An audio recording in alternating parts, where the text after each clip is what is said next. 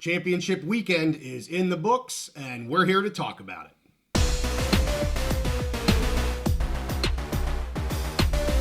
We've reached the destination in the road to the college football playoff, and we have champions in every conference. Hey, welcome back to the Big Mountain. I am JY. This is my good friend Steve, and what a weekend we just had. Championship weekend. I watched a ton of freaking football again, and I love every minute of it. And we want to talk about some of the champions, and I know Steve is going to provide a little more deeper dive into the Penn State-Oregon Big Ten game in which he was at towards the end of this. But let's start with some of the other champions here first, Steve. Yeah, so the first one that we'll talk about, Army. Army was a slight underdog to Tulane, came out and absolutely destroyed them 35-14. The game was up in New York at West Point. To me, from what I saw, Tulane wanted absolutely no part of playing this game in the frigid temperatures of upstate New York. It was just a total domination by Army, 35-14. I had picked Army plus the points, thinking they could keep this game close, and maybe they could get an upset in a close game. Maybe pull something off. I had no idea in the world that Army would do this and dominate. I don't think anybody did. And they still had a chance with this game, with this domination, finishing 12-1. AAC champions, American Conference champions, right. And at this point they still had a chance to possibly get into the college football playoff. So great for them, great win for Army. And then I think the next game, Mountain West, you're going to talk about that a little bit? Yeah, Mountain West. So Boise State just comes out and looks phenomenal here in the first half of the game. Controlled on both sides of the ball. UNLV could not really get anything going on offense.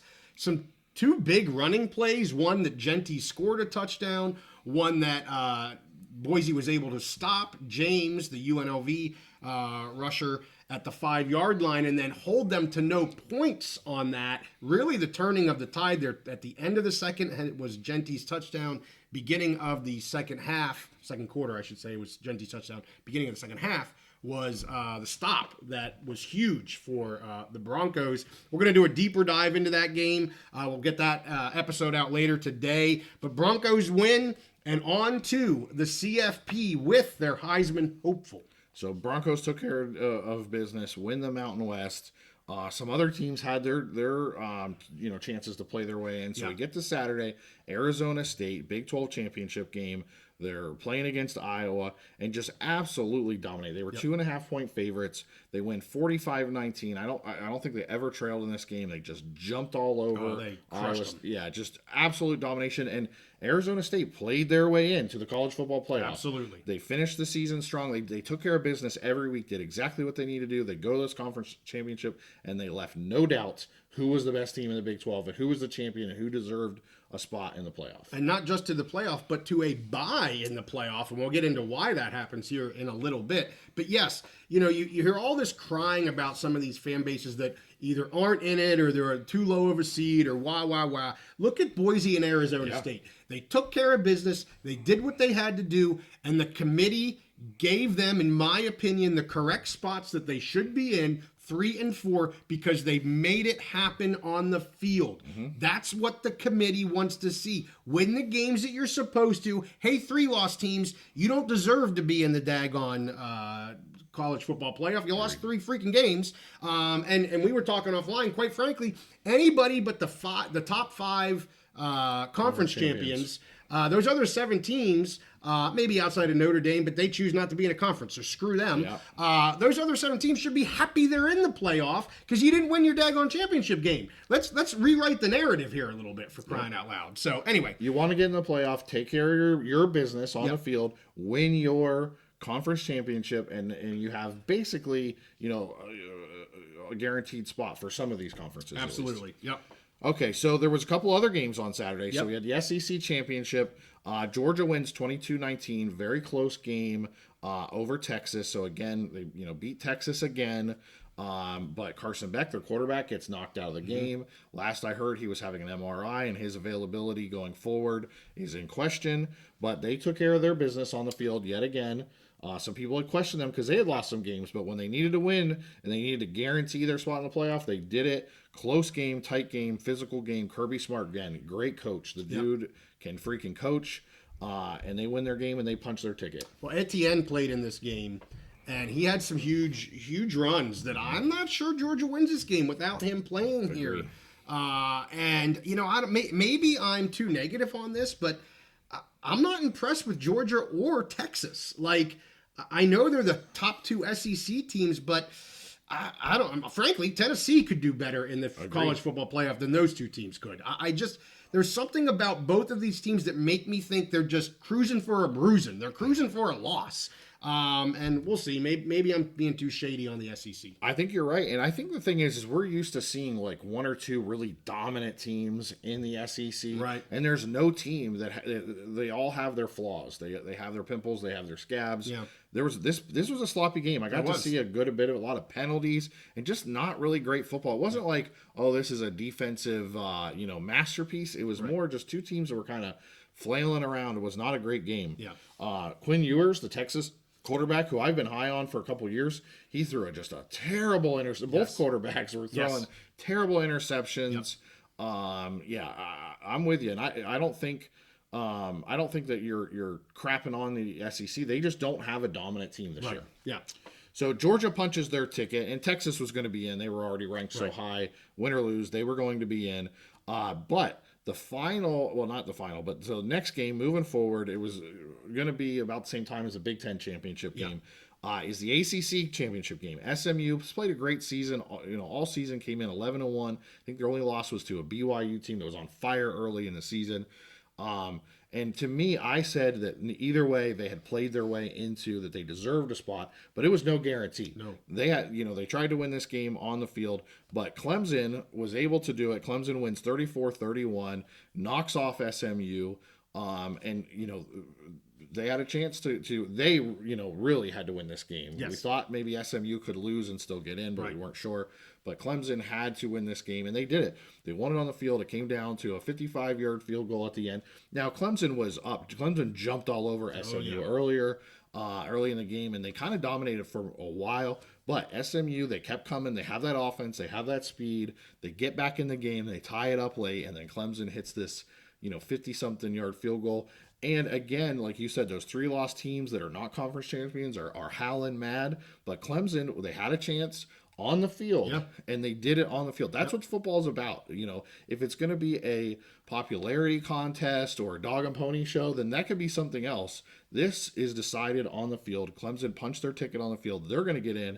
And as we were hoping and as we thought, SMU is also going to get in. They're going to take that last spot over Alabama. I was pretty confident SMU would get in with how close that it was, the game, how well they played in the second half, and just how high they had been ranked coming in, and Alabama being a 3-loss team. I was pretty confident SMU was going to get that 12th or 11th, whichever way you had it, spot.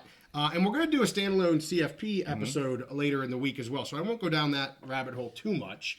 But I will say, man, SMU just couldn't get out of their way in the first half. I mean, they tried to give the game to Clemson in the first half, and then in the second half they woke up and dominated offensively. But turnovers and penalties and stupid plays, and SMU was just awful. And then they came back, and I'll tell you what, I watched the very end of the game. I didn't watch most of it. I was tracking it. I could see what was going on, and I could see how poorly the SMU's offense was doing. But I did watch the end of the game, and I can tell you, Clemson should be very, very happy that I think he's a young kicker, if I remember. But anyway, their kicker hit that because if this went to overtime, I'm not sure how SMU doesn't win this game straight up. So Clemson got a really nice return on the kickoff after SMU had tied it. They get a chunk play to get close to field goal range, and for this kid, it was enough. It's a 55, I think, and he still had another 3 or 4 yards on his leg. Yeah. And he knew it, man. He knew it. Yes. I love seeing that for kickers when they're able to do that.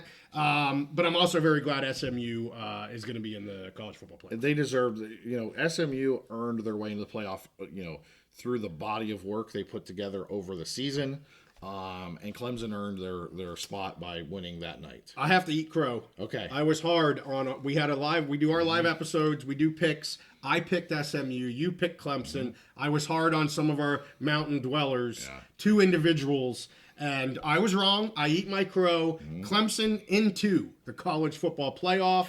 Well done, Tigers. They did it. They did So let's get to the big one, the Big Ten big one. Yeah, Big Ten championship game in Indianapolis. I'm wearing got my hat and all that stuff. I was there in person. I like it. Yeah, it was awesome. One of the best games of the year. One of the better college football games I've seen, frankly. We were talking about the SEC championship and how it was just kind of a sloppy game. Yeah. Just not that great. Yeah. This game was just wire to wire craziness. Tons and tons of offense. If you like offense, you love this game. Both teams came in. They were locked into the college football playoff. They both knew they were going to win, or they were going to be in the playoff. For Oregon, they've been the number 1 seed, wire to wire all season, basically top team in the country. And Penn State knew, okay, if they win, they get a chance to get a first round bye. Right. With the Big Ten championship gives them a first round bye.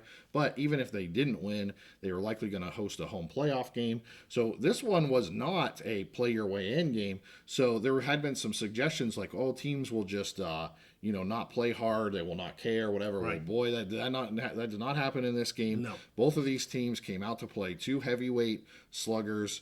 And Oregon, started. They're the number 1 team. They were the favorite. They jumped all over Penn State early.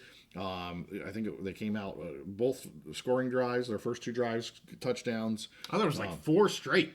I might be wrong. It may Man, have they ended up were being, going for it. So it was 14-3 after the first couple drives there. Penn State got a field goal, and on both of those drives, those first 2 scoring drives, the Penn State defense got stops. Yeah. Including one on 4th down. However, they had a penalty. Right. It kept the drive going, and Oregon made them pay for it. Oh, yeah. It was a mistake on Penn State part, penalty on both of those drives, and Oregon made them pay, which is what they did.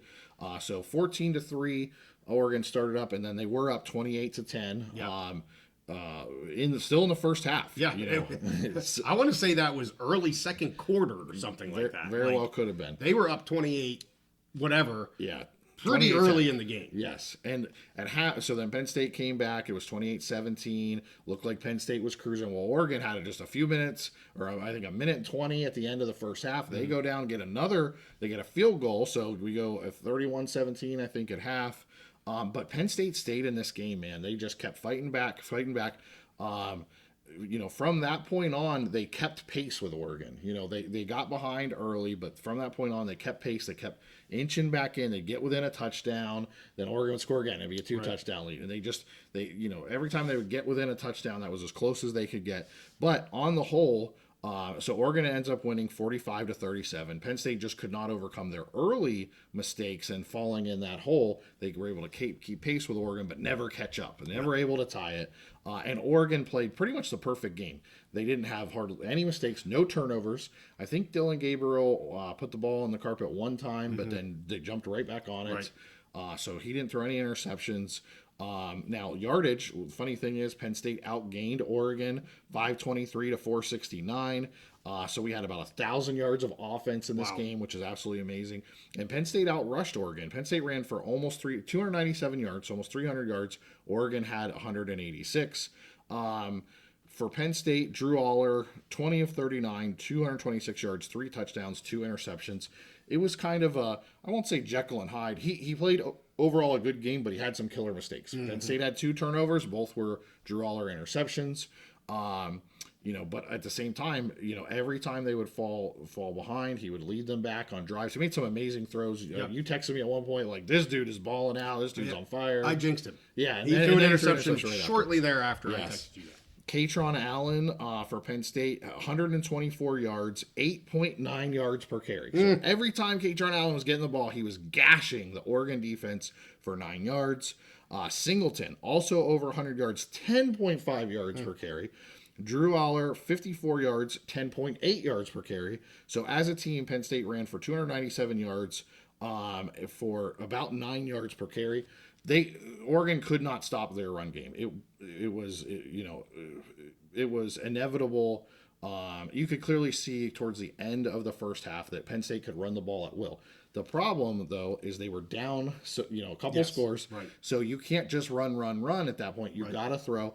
And the other thing is, yes, Penn State defense started getting some stops, but boy, Dylan Gabriel was just on fire. Yeah. And so let's talk about Oregon stats here. Gabriel, 22 of 32, 283 yards, 4 touchdowns, no interceptions, played the perfect game.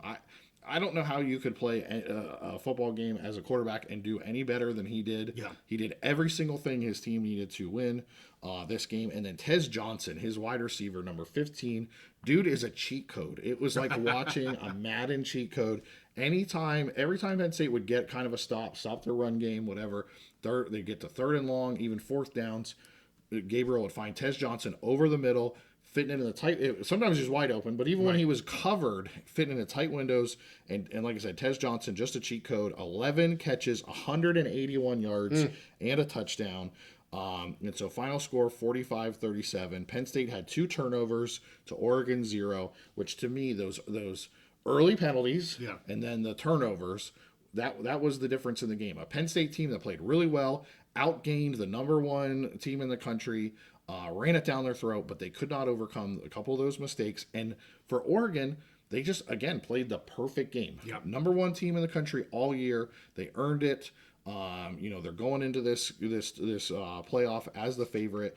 And I can't pick apart anything in this game for them other than their rush defense really just did not hold up. But other than that, perfect game. Yeah, I will say those over-the-middle throws, you're exactly right. When they needed it, it was there. Yeah. And sometimes, like you said, it was kind of wide open. Yeah. Like, boom, he's there, and off he goes. I'm with you. Gabriel looked phenomenal in this game. Just amazing. I have 2 questions for you. Sure. Were you surprised with the amount of offense in this game? In total? Yes. Because you thought it was going to be a lower-scoring game. I did. Yeah. I thought, honestly, I thought Penn State would hold up against the pass better because they have 2 really good corners. Yeah. Really good corners. But what Oregon did is something brilliant. Lined up Tez Johnson in the slot. Okay. So Penn State was able to pretty much shut down. I forget his name. The other really good wide receiver. They shut him down. I don't think he got a stat. Okay. But they were able to move Tez Johnson around. So I thought Penn State's defense would hold up better against the pass, and I thought Oregon's rush defense would hold up better. But Penn State was able to move. So both teams were able to move the ball way more than I thought and score more points than I thought. And what do you think about Allen? So again, like I said. I know you mentioned him. Yeah. I'm going to give you my opinion. Okay. I thought he looked really good. Yeah. I know he had the 2 interceptions, and you can't do that. And there's 2 turnovers to 0, and that was a big part of it. Like them getting down early like they did was, I think, the story of the game because they just couldn't get back in the game. But I was impressed with Aller. I thought he played really well. I'm disappointed in the turnovers, but I thought it was one of his better games. For a team that you usually think, oh, is the offense going to keep up? That's what I always think with Penn State. We know they have a good defense, but is the offense going to keep up? I was pretty happy with his game. I don't know if you were too, but I was. I was overall very happy with his game. He did make those 2 turnovers were crushing. And Penn State just didn't have any room for error because of those earlier penalties that were not committed by him. Yes, the face mask penalties. His offensive lineman took a stupid 2 guys shoveling and he was shoving and he pushed him on the ground. Yeah. Stupid. So he had to make up for that. And I'll also say, Penn State, unfortunately, we talked about this. The killer for their offense, Tyler Warren, he's great, best tight end in the country, fantastic. Oregon double bracketed him all night, either high and low or side to side, just double covered him all night. He had no room, and he even made some great catches in between that double coverage. Yep. But Penn State still just does not have that number 1 receiver. Yep. He had to force the ball into some tight windows.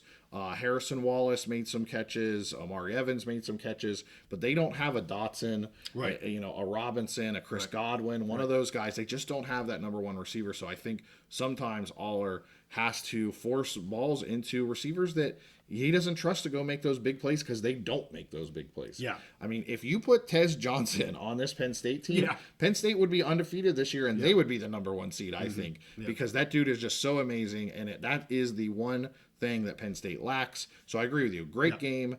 It reminded me a lot of the USC game when they got behind to USC. And USC has a lot of talent. I know their record didn't end up where, where they wanted to this year, but they have a lot of talent. And he did this in the second half against USC. Yeah. And he did the same thing against Oregon and really carved them up when he wanted to throw the ball. They were running the ball well. They were throwing the ball well. But at the end of the day, with those 2 interceptions, you can't give him an A+, I don't think, because of that. Sure. Oh, yeah. Right. I think he had a good game overall. So, yeah. With that, we are going to come out with a college football playoff preview. We'll talk about what we like, what we don't like, and I'll give them a little taste. Yeah. I think they did pretty damn good. I give the committee a solid A. Yeah. Yeah, I agree with you. If I could go over just real quick, a little tease. Oh, go ahead, tease it up. Yeah, so you already talked about Boise getting the 3 seed. Yes. So our Mountain West, because we cover the Big Ten, the Mountain West. I think all our dwellers know that, but just for anyone else who may be watching, we cover the Big Ten, Mountain West. JY talked about Boise. They did what they had to do. They got the 3 seed. Yep. We did another deep dive episode, like you mentioned. So check that out. If you're a Mountain West, you're a Boise fan, check that episode out. Yep. Like you mentioned, we were the first program that I saw early in the season that we said Boise could get the 4th seed. Right. Everyone expected, the G5, whoever wins that, they're going to get the 12th seed. Right. We said right away from the beginning, I think we were the first show to say they could get the 4th seed. Then once other people started to realize, oh yeah, they can get the 4th seed, we started saying they may get the 3rd seed. Right.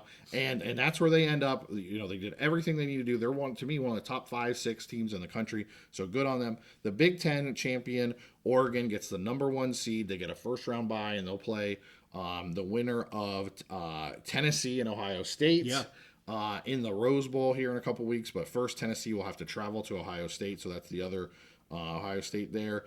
Indiana will travel to Notre Dame, so they're the 4th team in for the Big Ten. So the Big Ten gets number 1, Oregon, they get Ohio State, they get Penn State, and Indiana. 4 teams into the college football playoff, which when we did our preseason preview, that's what I predicted, 4 teams.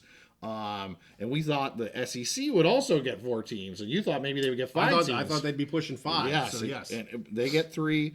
The ACC gets 2. I don't know if anyone really predicted that, but we're not an ACC show, and it wasn't my step Knowles, so we're not going to talk about that too much. But like you said, we're going to do another episode here. But I did want to mention, where those teams ended up. So we got 4 Big Ten teams in the playoff. A Mountain West champion, Boise State Broncos, number 3 seed, amazing, and they may match up if Penn State does handle their business against SMU in a home game in Happy Valley. I will be there to have my tickets reserved on the 21st of December. Be nice and cold out there in Happy Valley. They're going to host SMU, who plays in Texas, I think. Well, Texas, but plays in Dallas, I believe. Yeah. That'll be a little different. So that'll be different. And if they win, they get to take on Boise in the Fiesta Bowl in Phoenix. So. Well, they got a little taste of the cold because they were saying it was like 30-something in Charlotte for the ACC game. So I'm going to tell you, 30 degrees in Charlotte is not the same as... I'm like, that's perfect December football weather. What are we complaining for? Right. But yes, that's what they were saying. Yeah. So, all right, with that, we will get that one out. We are also going to do a deep dive into the Mountain West basketball teams this year. We're going to invite Ricky Thompson with the Pit Press back on our show. He was on earlier this season for football. We will bring him back for some basketball. We're going to cover a little bit of basketball here through the winter months as well. But we are mainly college football, so we've got college football playoffs. We've got the bowls. We're going to pick everything, still have our live shows. Make sure you like this episode and subscribe to our channel, and we'll see you all next time on the Big Mountain.